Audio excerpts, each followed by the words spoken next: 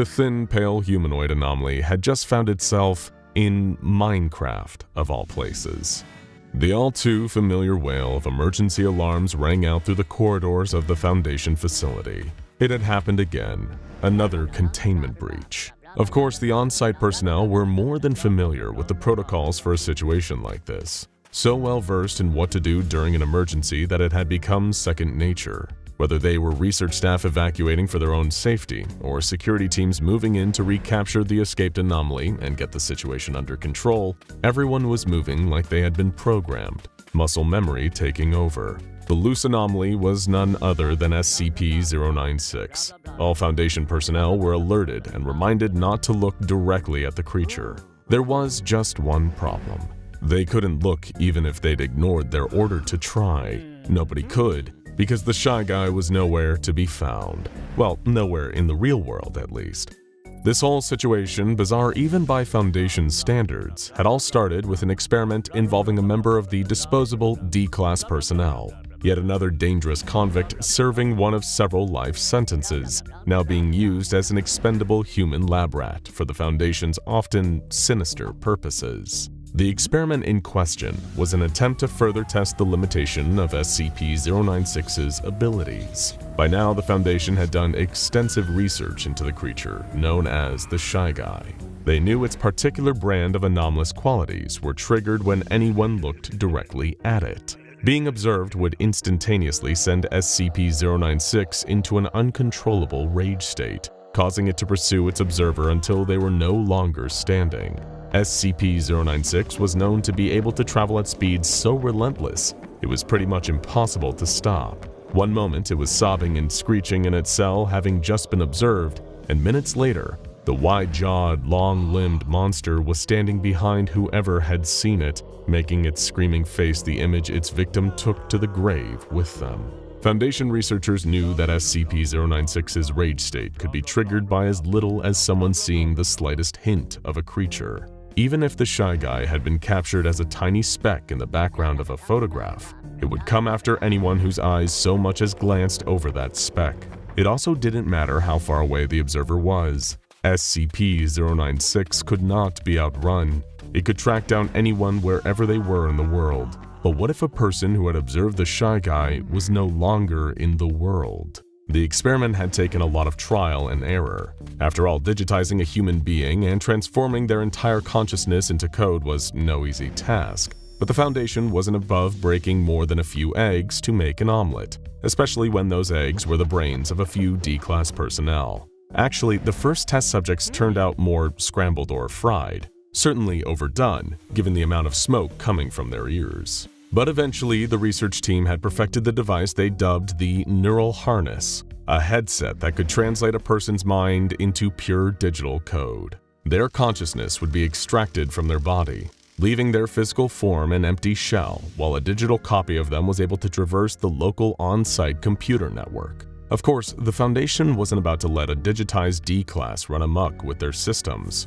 so their coding experts wrote a number of specialized parameters into their successful test subject. Now the digital D-Class could be programmed to follow the Foundation's directive. From his perspective, it was like he was floating through cyberspace, towards the system that the Foundation had directed him to. A surveillance camera inside SCP-096's cell that usually remained inactive, but not today.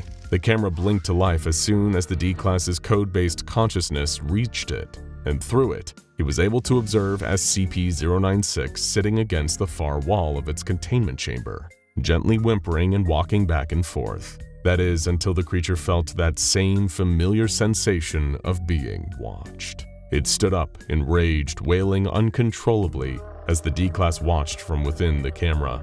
Then, a split second later, SCP-096 appeared to blink out of existence. It hadn't worked. The experiment had failed, and the digital D-Class began to panic. Before the Foundation coders could stop him, he frantically scoured the local network for anything, some kind of escape route back into the real world. Maybe, he thought, if he could get back into his body, it wouldn't count. Technically, his digital self was separate from his physical form, so he might get out of SCP-096's clutches on a technicality.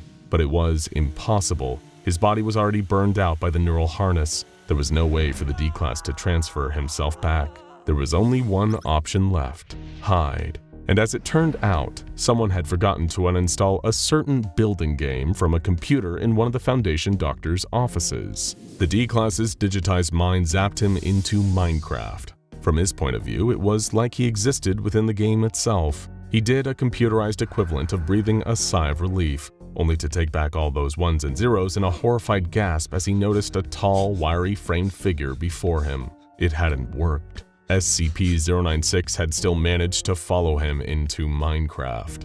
Even in a world of computer code, the Shy Guy was able to dispatch its digital observer quite easily, and what had once been a living human mind in the form of binary code was quickly deleted. But that's when SCP-096 started to take notice of its surroundings. With the most recent person to see it gone, it had the chance to actually take in where it was. The bright rays of warm light coming down from a cube-shaped sun reveal a welcoming landscape all around, constructed entirely from cubes. It fascinated SCP-096, instilling a kind of childlike wonder in the Shy Guy, the likes of which it hadn't experienced since it couldn't remember when. Rather than leaving, instantly reappearing in its containment chamber, SCP-096 made the conscious decision to start exploring.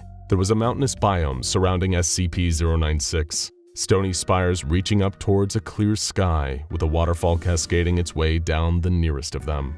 At the foot of the mountains was the opening of a cave, which the Shy Guy found itself wandering towards. The light from the sun, while a pleasant and welcoming change to the surroundings it was used to, was a little harsh on SCP-096's sunken eyes. So instead, it began to gravitate towards the shadowy confines of the caves, not unlike the usual darkness of its containment chamber back at the Foundation. Traversing through long, winding corridors of stone, SCP-096 found itself having to bend down to avoid hitting its head on the cave's low ceiling. Obviously, this formation of rocky blocks had informed with someone of the Shy Guy's height in mind. There was a low, warm glow coming from the farthest side of the tunnel, and the thin creature made its way closer and closer, despite the stone walls around it feeling like a tighter confinement than its cell. Approaching the source of the light, SCP-096 was relieved that the cave opened out into a more spacious area, the cramped tunnel giving way to an expansive chamber that lay within the heart of the mountain. The warm, orangey glow that had been coming from a flowing stream of boiling hot lava that seemed to trickle down from somewhere above, creating a deadly, fiery pool directly in the Shy Guy's path. But just before it could turn back and leave the cave through the way he came, SCP-096 sensed that familiar feeling of something observing him. Across the lava pool on the other side was a creature comprised of a green cube for a head, with a long, armless cuboid body and 4 cubed feet. If it had been present in the real world, it might have been made out of leaves like a living shrub. It was staring directly at the Shy Guy from across the lava, only for this strange newcomer to disappear a moment later. The creeper hissed before it realized that SCP-096 had leaped up behind it to land a fatal blow. But little did the infamously anxious anomaly realize that the sentient shrub wasn't done. There was a colossal boom that caused SCP-096 to stagger backwards, whimpering at the sudden loud explosion and the pain that had accompanied it. The creeper had blown itself to pieces, but in doing so, had left a lasting injury that caused SCP-096 considerable discomfort as it began limping towards the cave that led out the opposite side of the mountain.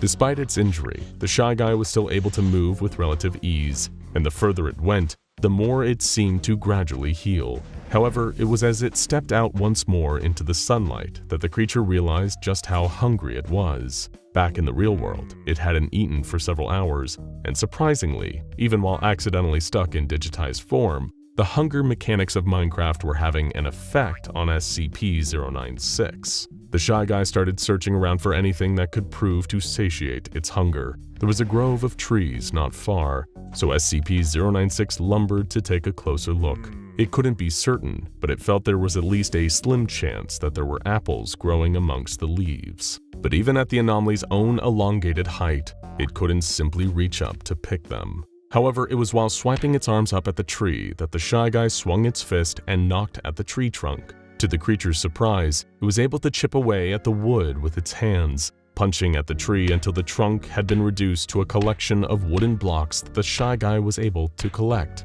And sure enough, some red apples dropped from the leaves above, enough to quell the hunger that SCP-096 was feeling, at least for the time being. Nearby, something was moving through the trees. It was yet to lock eyes on SCP-096, but the second it did, the mob would surely have sealed its own fate. As it moved around, minding its own business, the tall figure overheard the sounds of the Shy Guy eating, and its attention was drawn to where the creature was standing, enjoying an apple. Sensing that it had been seen, SCP-096 turned and locked eyes with the entity. It was perhaps the only other being in Minecraft that was a similar height and stature to the anomaly itself. In fact, the pair were strikingly similar. Before SCP-096 could carry out its usual method of attack, the Enderman suddenly teleported out of view. But it was too late now. Both it and the Shy Guy had looked at the other's face. Both had been provoked and were compelled to react in exactly the same way. Just as SCP-096 entered its rage state,